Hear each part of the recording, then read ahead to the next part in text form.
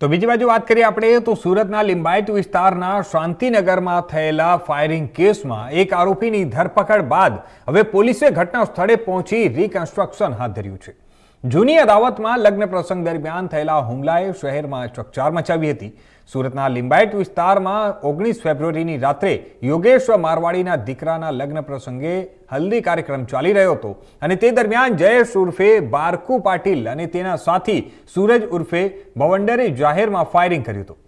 એક આરોપીની ધરપકડ બાદ લિંબાયત પોલીસે આરોપી સાથે ઘટના સ્થળે પહોંચી સમગ્ર ઘટનાનું રિકન્સ્ટ્રક્શન કર્યું।